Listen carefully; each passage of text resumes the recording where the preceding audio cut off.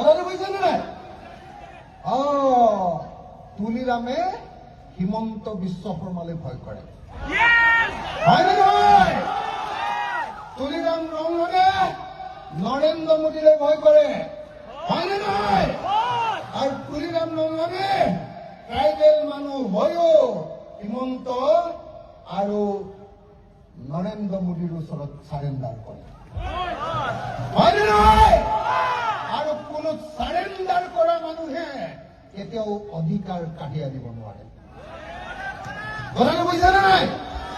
কোনো চাৰেণ্ডাৰ কৰা মানুহে অধিকাৰ কাঢ়ি আনিব নোৱাৰে। তুলিৰাম ৰংঘনে কয়লাৰ পৰা পইচা খাব পাৰিব, ৰাস্তাৰ নামত অহা পইচা আধা খাই দিব পাৰিব, বুজিছেনে নাই? আৰু আপোনালোকক কেতিয়াবা কেতিয়াবা গাহৰি মাংস আৰু মদো খুৱাব পাৰিব, কিন্তু তুলিৰাম ৰংঘনে কেতিয়াও 244A কাৰ্বি আংলঙৰ মানুহৰ কাৰণে আনি দিব নোৱাৰে। কথাটো বুজিছেনে নাই? সঁচাকে বুজিছেনে নাই? মই কাৰ্বি ভাষা নাজানো, মই জনা হলে কাৰ্বি ভাষাত কলোহেঁতেন। এইটো ক'ব পাৰিব লাগিছিলে। কাৰ্বিসকল অসমৰ কলম্বাছ। কোনে কৈছিলে? বিষ্ণু ৰাভাই। বিষ্ণু ৰাভাই কৈছিলে বড়ো নেতা, অসমৰ আটাইতকৈ ডাঙৰ বিপ্লৱী বিষ্ণু ৰাভাই কৈছিলে যে অসমখন প্ৰথমতে আৱিষ্কাৰ কৰিছিলে অসমৰ প্ৰথম মানুহ হল কাৰ্বিসকল। বুজিছেনে নাই? মোৰ গুৰু বিষ্ণু ৰাভাই কৈছিলে, মোৰ গুৰু বিষ্ণু ৰাভাই কৈছিলে যে অসমৰ প্ৰথম মানুহবিলাক হল কাৰ্বি মানুহ। আৰু সেই বিষ্ণু ৰাভাই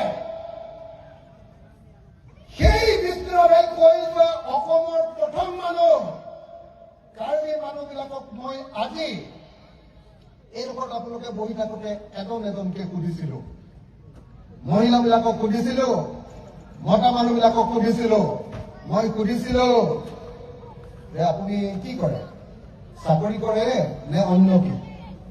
মই ইয়াত যিমান মানুহ লগ পালো, যিমান মানুহ মই 100 মান মানুহক সুধিলো, 100 মান মানুহে কলে যে আমি চবেই খেতি কৰো নহলে হাজিৰা কৰো। হয়নে? খেতি কৰো নহলে হাজিৰা কৰো, হয়নে? তাৰপিছত মই সুধিলো যে আপোনালোকৰ ঘৰবিলাক পকা নে কেঁচা? মোক এজন মানুহে মাত্ৰ কলে যে আমাৰ ঘৰটো পকা। বাকী মই 100 জনৰ ভিতৰত এজন মানুহে পকা বুলি কলে, মোক 99 জনে কলে যে আমাৰ চবৰে ঘৰ কেঁচা। হয়নে? মই সুধিছিলো যে আপোনালোকে কি পানী খায়? চৰকাৰৰ টেপৰ পৰা অহা পানী খায় নে ক'ৰ পৰা খায়? কৈছে মই পাহাৰৰ পৰা অহা পানী খাওঁ, জুৰিৰ পৰা। কৈছিলে যে আমি কুঁৱাৰ পানী খাওঁ আৰু দমকলৰ পানী খাওঁ, টিপৱেল বুলি কৈছিলে মোক। টিপৱেলৰ পৰা খাওঁ এনেকে কৈ আছিলে মোক, হয়নে? তো আপোনালোকে চাওক, কাৰ্বি মানুহৰ দাঁতকেইটা চাওক, ভিতৰত চব ক'লা ক'লা হৈ গৈছে, কাৰণ আজিও কাৰ্বি মানুহে আইৰণ থকা পানী খাই আছে।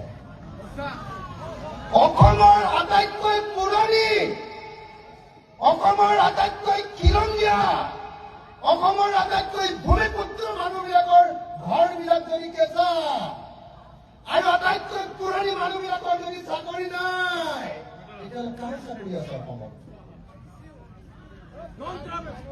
হয়নে নহয়?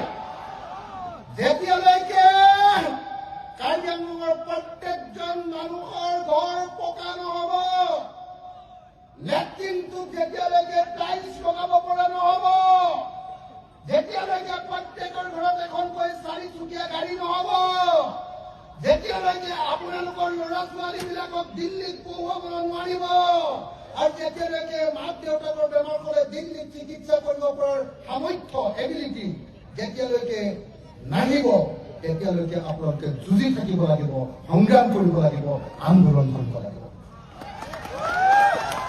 মই আপোনালোকক লিখি দিব পাৰো, তুলিৰাম ৰংঘন নহয়, দিছপুৰৰ বা দিল্লীৰ আটাইতকৈ ডাঙৰ দালালটোৱেও যদি সাক্ষাৎকাৰ স্বাধীনতাৰ পাছত যদি কাৰ্বি আংলং সাহিত্য সাহিত্য পৰিষদৰ যদি CM হৈ থাকে ৭৭ বছৰতো পকা ঘৰ পকা কৰি দিব নোৱাৰে, ৭৭০ বছৰতো পকা কৰি দিব নোৱাৰে, যেতিয়ালৈকে দিল্লী আৰু দিছপুৰৰ ওচৰত সিহঁতি আঁঠু লৈ থাকিব। হয়নে নহয়? একদম আজি কাঠাৰদাই একদম স্পষ্টকে কৈছে যে যদি তুলিৰাম ৰঙাক ভোট দিয়ে, যদি বিজেপিক ভোট দিয়ে, তেতিয়াহ'লে 2 টুকুৰা গাহৰিৰ মাংস খাবলৈ পাব, 1 গিলাচ সোণাই মদ খাবলৈ পাব, আৰু ইলেকশ্যনৰ সময়ত 100 টকা বা 200 টকা পাব। কিন্তু কেতিয়াও আপোনালোকে কেতিয়াও ভাল ঘৰ এখনত থাকিবলৈ নাপাব। হয়নে নহয়? এতিয়া আপোনালোক কাৰ্বি মানুহবিলাক, কাৰ্বি আংলঙত থকা ডিমাচা মানুহবিলাক, কাৰ্বি আংলঙত থকা কুকি মানুহবিলাক, কাৰ্বি আংলঙত থকা লুথা মানুহবিলাক, ৰেংমা মানুহবিলাক আৰু আন জাতিৰ সকলো মানুহবিলাক এতিয়াকে ধনী ক'ব পাৰিব যেতিয়া আপোনালোকে 244A পাব, নাম্বাৰ 1, আৰু 244A সেই মানুহৰ হাতত থাকিব লাগিব যি মানুহে জনতাৰ কাৰণে কাম কৰে, যি মানুহে দিছপুৰ আৰু দিল্লীৰ কাৰণে ATM হিচাপে ব্যৱহাৰ নহয়। হয়নে নহয় ৰাইজ? হয়নে নহয় ৰাইজ? এতিয়া কাৰ্বি আংলঙত কয়লা খান্দে, এতিয়া NC হিলছত কয়লা আৰু সুনীল খান্দে, কিন্তু কাৰ্বি মানুহ কথাটো বুজিছেনে নাই? তুলিৰামে হিমন্ত বিশ্ব শৰ্মালৈ ভয় কৰে। হয়নে